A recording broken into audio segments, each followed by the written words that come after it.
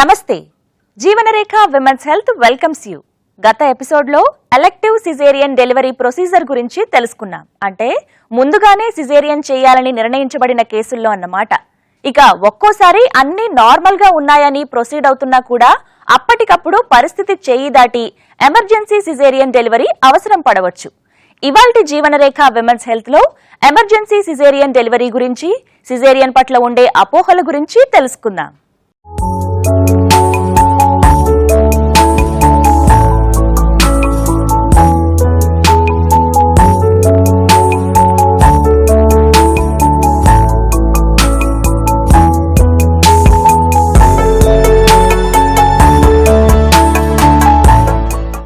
ప్రత్యేక వైద్య కారణాల వల్ల నార్మల్ డెలివరీ అయ్యే అవకాశం లేదు అనే కేసుల్లో, లేదంటే లేబర్ పెయిన్స్ బాధ అసలు వద్దు అనుకునే వారికి సిజేరియన్ సెక్షన్ ఒక ఆప్షన్.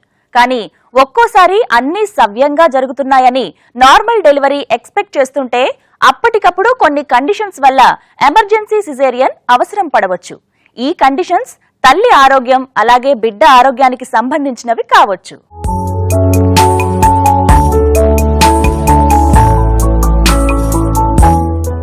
నొప్పులు పడకుండా బిడ్డని ప్రసవించాలని కోరుకోవడం నేడు అధికంగా కనిపిస్తున్నా కూడా ఇప్పటికీ ఎందరో స్త్రీలు నార్మల్గా డెలివరీ చేయడానికే మొగ్గు చూపుతున్నారు. గర్భధారణ సహజంగా జరిగే ప్రక్రియ అయినప్పుడు బిడ్డని ప్రసవించడం కూడా సహజంగానే జరగాలి కదా. కాని ఒక్కోసారి లేబర్ మొదలైనప్పటికీ కూడా అది సరిగ్గా ప్రోగ్రెస్ కాక, లేదంటే అప్పటికప్పుడు తల్లి బేబీ ఆరోగ్యాన్ని ఇబ్బంది పెట్టే కండిషన్స్ ఎదురుకావడం వల్ల నార్మల్గా డెలివరీ అవుతుందనే ప్లాన్ సడన్ గా ఎమర్జెన్సీ సిజేరియన్ గా మారిపోతుంది. దీన్ని ఎమర్జెన్సీ సిజేరియన్ అంటారు. ఎమర్జెన్సీ సిజేరియన్ అంటేనే మనకు అర్థమవుతుంది, అంటే ఇది మనం ప్లాన్ చేసుకోలేదు ముందుగా. ఈ ఎమర్జెన్సీ అనేది రెండు రకాలుగా జరగవచ్చు. మొట్టమొదటిది, ముందు మనం నార్మల్ డెలివరీ అని అనుకున్నాము, సహజ ప్రసవం కొరకే ప్రయత్నం చేస్తున్నాము. అయితే లేబర్ ప్రోగ్రెస్ అవుతున్న కొద్దీ మనకు అర్థమైంది ఇది నార్మల్ కావటం లేదు, అవటానికి ఛాన్స్ లేదు అని చెప్పి. ఇలా అవకాశం లేనప్పుడు అప్పటికప్పుడు మనం డిసైడ్ చేసుకుని సిజేరియన్ చేయాలి అనుకోవటం, అది ఎమర్జెన్సీ సిజేరియన్. ఇది ఒక రకం. రెండో రకం ఏంటంటే ఇంటి దగ్గర నుండే ఎమర్జెన్సీ సిచ్యుయేషన్లో తీసుకురావటం. అంటే వాళ్ళకి సడన్గా ఇంట్లో ఏదో జరగటం వలన, ఏదో ఎదురు కాకూడని పరిస్థితి ఏదో ఎదురైనందువలన వాళ్ళు అత్యంత అవసరంగా అప్పటికప్పుడు ఆగమేఘాల మీద హాస్పిటల్కి రావటం. ఈ రెండు సిచ్యుయేషన్స్లో కూడా ఈ రెండింటిని ఎమర్జెన్సీ సిజేరియన్ అని అంటాము. ఎమర్జెన్సీ సిజేరియన్ కి కారణమయ్యే అంశాలలో మొదటిది లేబర్ ప్రోగ్రెస్ అవసరం మేరకు కాకపోవడం. చాలా చిన్న నొప్పులతో లేబర్ నెమ్మదిగా ఊపందుకుని పెద్ద పెద్ద నొప్పులకి దారితీస్తుంది. వీటిని కాంట్రాక్షన్స్ అంటాం. ఈ క్రమంలో గర్భాశయ ముఖద్వారం నెమ్మదిగా ఒక్కో సెంటీమీటర్ తెరుచుకుంటూ చివరకు 10 సెంటీమీటర్ల మేరకు రావాలి. అది కూడా ఇన్ని గంటల వ్యవధిలో. ఒక్కోసారి లేబర్ మొదలైనప్పటికీ కూడా కావలసిన మేరకు ప్రోగ్రెస్ కాకపోవచ్చు. ఒక్కోసారి అబ్స్ట్రక్టెడ్ లేబర్ కారణం కావచ్చు. అంటే బేబీ పొజిషన్ బయటకొచ్చేందుకు వీలుగా లేకపోవడంతో పాటు పలు ఇతర అంశాలు ఎమర్జెన్సీ సి సెక్షన్ కి దోహదపడతాయి. సో ఆ రకంగా ప్రోగ్రెస్ కానప్పుడు 3-4 గంటలు తర్వాత కూడా ఏమీ డైలటేషన్ ప్రోగ్రెస్ లేనప్పుడు, లేదా తల కిందకి దిగనప్పుడు, లేదా బిడ్డ పొజిషన్లోకి రానప్పుడు, ఇటువంటప్పుడు మరి మల్టీగ్రావిడాలో కూడా దాదాపు గంటకి 1.5 నుండి 2 సెంటీమీటర్ల డైలటేషన్ రావాలి.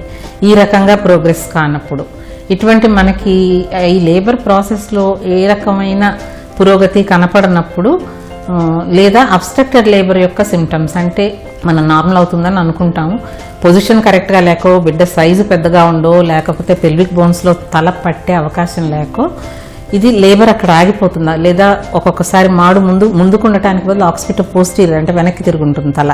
బిడ్డ తల వెన్నెముక వెనక్కుంటే కాళ్ళు చేతులు ముందుకుంటాయి.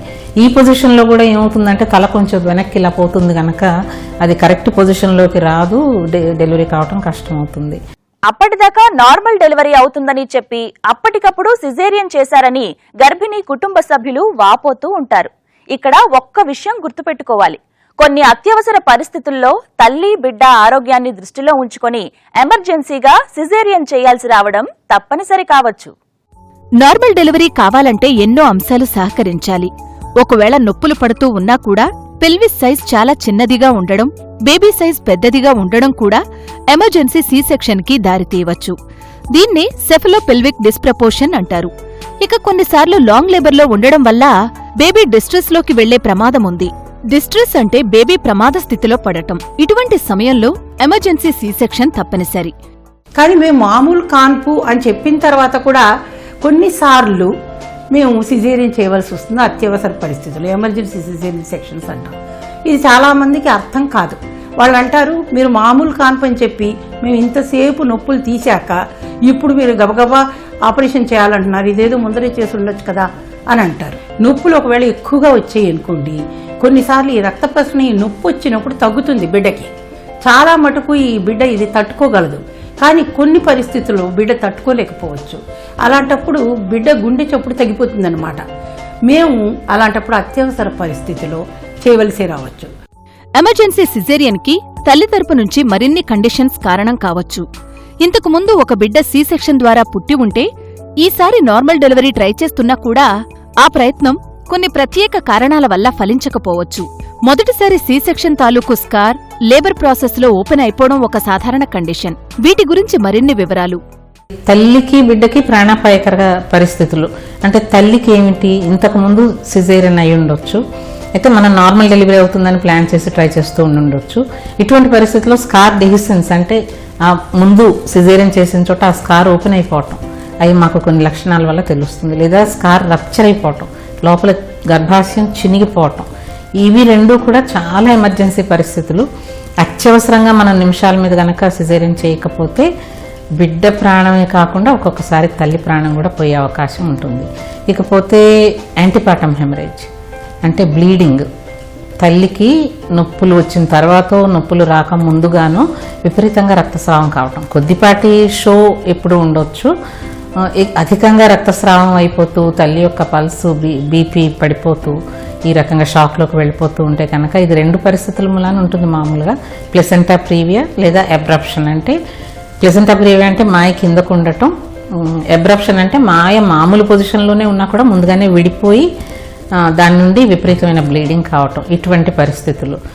ప్లాసెంటా లేదా మాయ సంబంధ కారణాలు ఎమర్జెన్సీ సి సెక్షన్ కి దారితీయొచ్చు. మాయ సాధారణంగా గర్భసంచి పైభాగంలో ఉంటుంది, కానీ ఒక్కోసారి మాయ గర్భసంచి క్రిందుగా ఉండడం వల్ల లేబర్ మొదలు కావడంతో అధిక రక్తస్రావం అయ్యే అవకాశాలుండొచ్చు. ఇక బేబీ కనుక గర్భాశయంలో ఉండగానే మోషన్ పాస్ చేసి అది ఉమ్మనీటిలో కలవడం, అది బేబీ బ్రీత్ చేసినప్పుడు లంగ్స్లోకి వెళ్లిపోవడం కూడా ఎమర్జెన్సీ సిజేరియన్ కి దారితీయవచ్చు. ఇలా తల్లి బిడ్డ ఆరోగ్యం దృష్టిలో ఉంచుకుని పలు కారణాలు ఎమర్జెన్సీ సిజేరియన్ కి దారితీయొచ్చు. ముందుగానే సిజేరియన్ చేయించుకునే కండిషన్లో, అప్పటికప్పుడు సిజేరియన్ అవసరం పడే కండిషన్లో ప్రిపరేషన్స్ లో కొద్దిగా తేడా ఉంటుంది. ఎమర్జెన్సీ సిజేరియన్ ప్రిపరేషన్ గురించి తెలుసుకుందాం.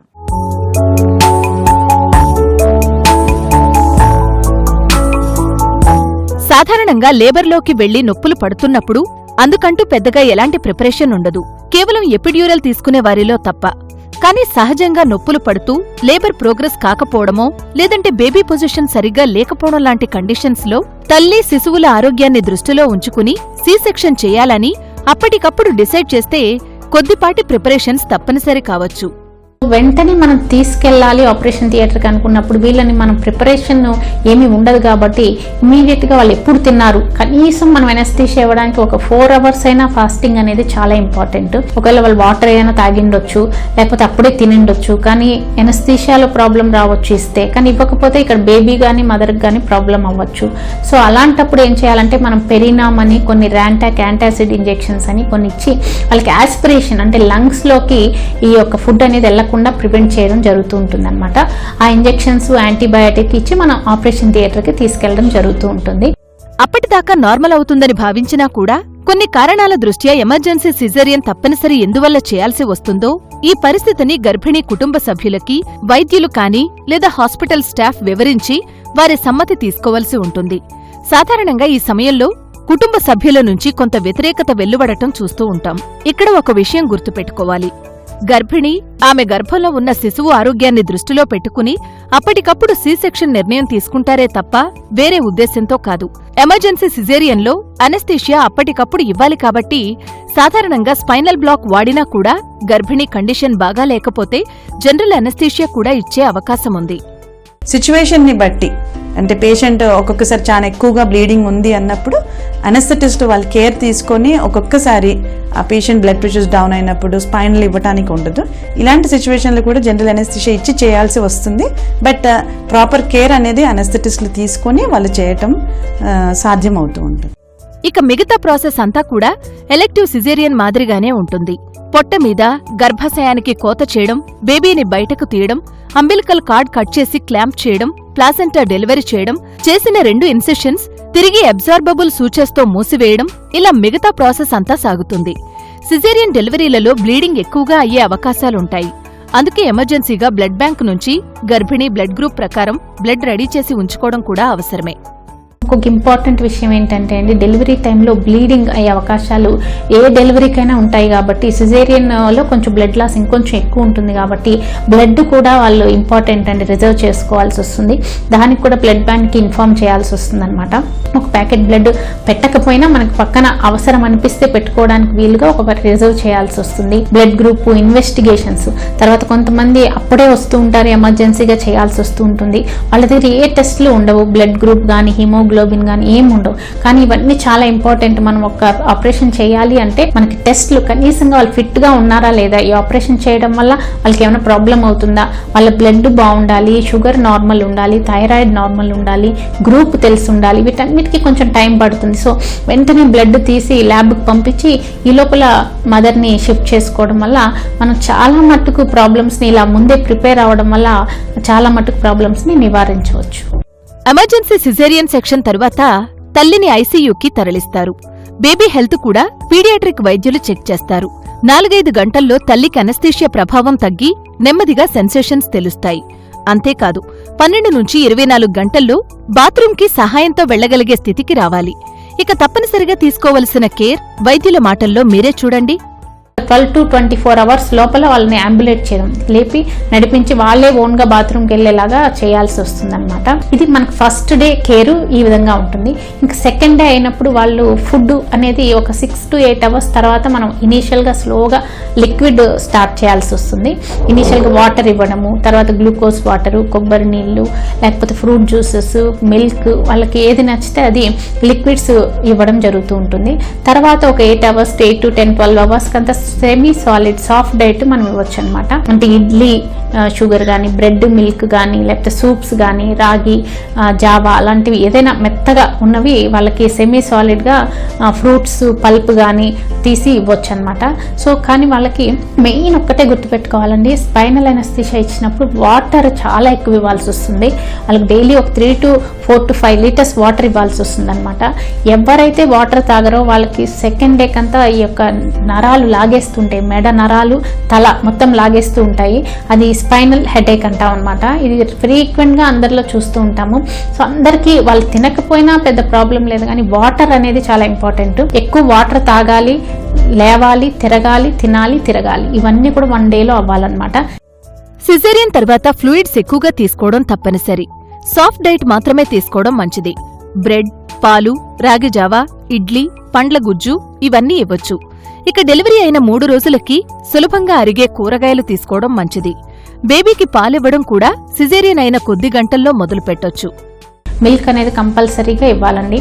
కానీ వాళ్ళు లేచినప్పుడు ఒకసారి పొట్ట దగ్గర చేత్తో అడ్డు పెట్టుకోవడం వల్ల ఆ స్టిచెస్కి కొంచెం సపోర్ట్ ఇచ్చిన వాళ్ళు అవుతారు.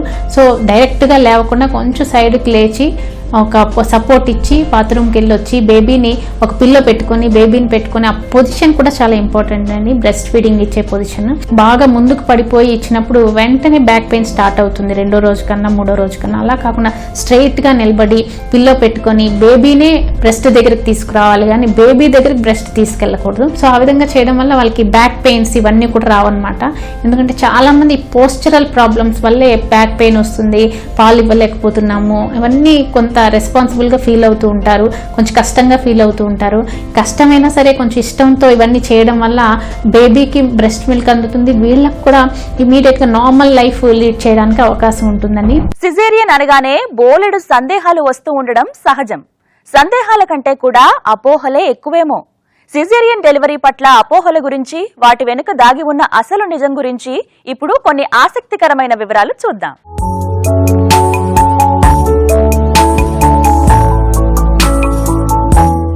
మొదటిసారి సిజేరియన్ అయింది ఈసారి కూడా సిజేరియన్ అవుతుందా అనే సందేహం కొందరుకుంటుంది. మొదటిసారి సిజేరియన్ అయినందువల్ల రెండోసారి అలా కావాలని రూలేమీ లేదు.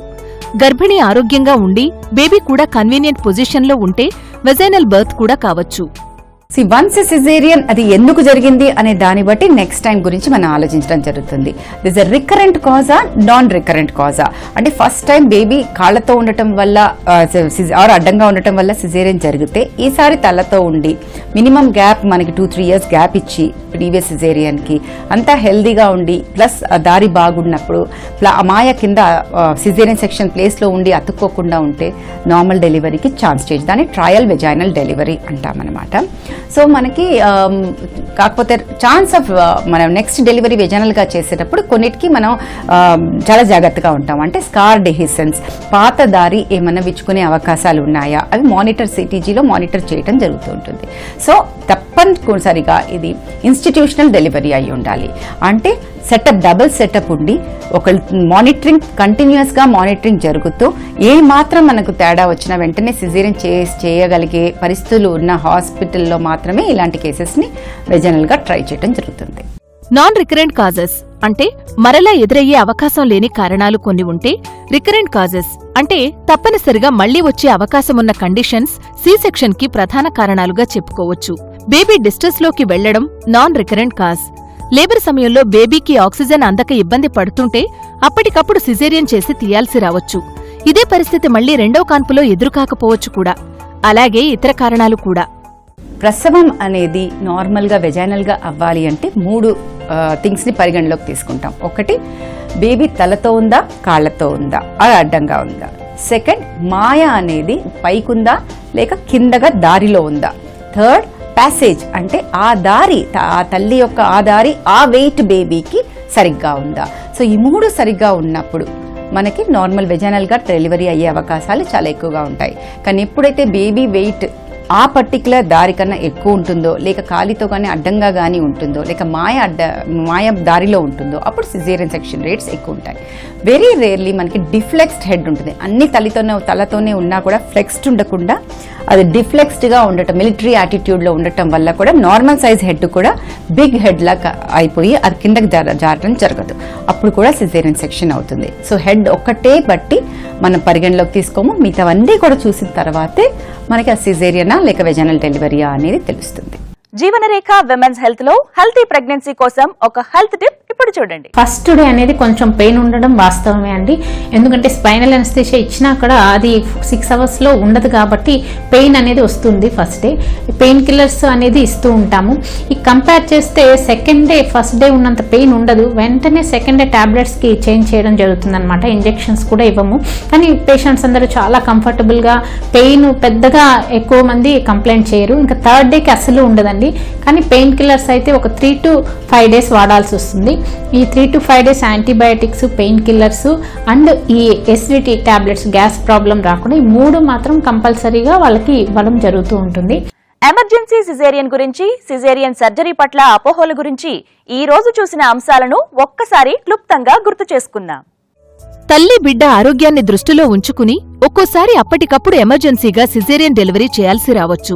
సాధారణంగా లేబర్లోకి వెళ్లిన కొద్ది గంటలకి అనుకున్న మేరకు సర్వీక్స్ డైలేట్ కావడం లేదంటే అనవసరంగా నొప్పులు పడుతూ తల్లి ఆక్సిజన్ అందక బేబీ ఇబ్బంది పడవచ్చు. అందుకే కండిషన్ని మానిటర్ చేసి ఎమర్జెన్సీగా సిజేరియన్ చేయాల్సి రావచ్చు. ఇక బేబీ తల తల్లి పెల్విస్ కి ప్రపోర్షనేట్ గా లేకుండా పెద్దదిగా ఉంటే కూడా సిజేరియన్ అవసరం పడవచ్చు. ఒక్కోసారి మాయ గర్భసంచికి క్రింది భాగంలో ఉండడం వల్ల, లేబర్లో అధిక రక్తస్రావం కావడం వల్ల అప్పటికప్పుడు సిజేరియన్ చేయాల్సి రావచ్చు. బేబీ పొజిషన్ అడ్డంగా ఉన్నా, అనుకూలంగా లేకపోయినా కూడా ఎమర్జెన్సీ సిజేరియన్ చేయొచ్చు. ఎమర్జెన్సీగా సి సెక్షన్ చేయాల్సి వస్తే బ్లాడర్ ఖాళీ చేయడం, ఎనీమాతో మలం కూడా తీసివేయడం, ఆ తర్వాత సిజేరియన్ సర్జరీ జరుగుతుంది. అటు తర్వాత ఐసీయూలోకి షిఫ్ట్ చేయడం, తల్లి శిశువు ఆరోగ్యం పట్ల కేర్ తీసుకోవడం, ఇవన్నీ నార్మల్ డెలివరీలో ఏ విధంగా ఉంటాయో అలాగే ఉంటాయి. సిజేరియన్ అయిన కొద్ది గంటల్లో లేచి తిరగగలగాలి. సెమీసాలిడ్ ఆహారాలను తీసుకోవడం, బాగా మంచినీటిని తాగడం, ఇవన్నీ కూడా ముఖ్యమే. సర్జరీ తాలూకు సూచెస్ ఉంటాయి కాబట్టి బిడ్డకి పాలిచ్చేటప్పుడు కొంత జాగ్రత్తతో మెలగాలి.